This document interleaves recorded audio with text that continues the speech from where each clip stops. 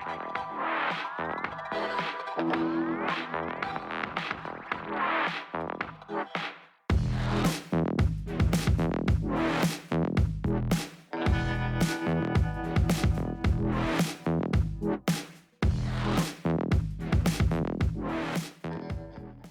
traders, welcome to another live market analysis from Global FX Education. Today we're going to be speaking about silver, XAGUSD, the commodity silver. And it is, as many of you know, that silver is quite correlated with gold as well. So silver is normally one step ahead of gold regards to price action. Now, let's talk about this from a monthly point of view and let's get into it so that you guys can all see what type of opportunity you can get from silver throughout the next week. Now, just to point out that you can see the market has already rejected quite a strong area of monthly resistance here, as it was previous support here for many months and many years since 2011 until 2013. So we expect some bigger push from this area. That was very much expected. Now, I would just like to point out to you that on the monthly time frame, you can see that there is quite a nice pattern over here. We have this head and shoulders pattern.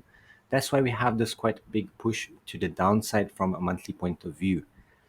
Looking at it from a smaller pattern perspective, you can also see that the market had created this M formation, and currently at the moment we are testing some sort of previous support now turn resistance. As you can see, the market has started rejecting this area of previous support now turn resistance in this area. And this is basically what the institutions are looking at, and they are doing in the market. They are trying to make the market make a push to the downside for a bigger value for money on their positions. Now, going down on the weekly time frame, if you look at the weekly time frame, it is quite clear and simple to see that the market is still respecting this trend line over here. Let me just adjust this for you. Still respecting this trend line over here, and we expect the market to still respect this area from a weekly point of view for a push to the downside. Now, just take into account also that we have a very strong area of support over here. So the market is basically have strong, very strong support around this area. And I do think that the market will come back to this area for a retest of this area before we have any sort of breakout, or before we have any sort of bullish pattern breakout from the trend line, the weekly trend line. So weekly trend line, we are looking for a push to the downside. The monthly time frame, we're going to look for a push to the downside. Going down on the daily time frame, as you can see on the daily time frame, we have quite a good, nice, clean price action from this commodity. We have this trend line running over here.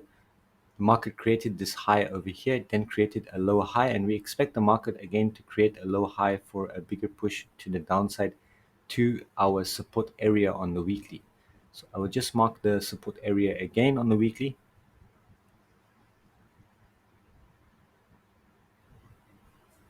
So we definitely want to see the market coming back down to this area again before we can actually look for a longing opportunity. For right now, it is better to look for a short opportunity because we're at the top of a channel, and we're also at a top quite high area of for silver, creating this higher low over here.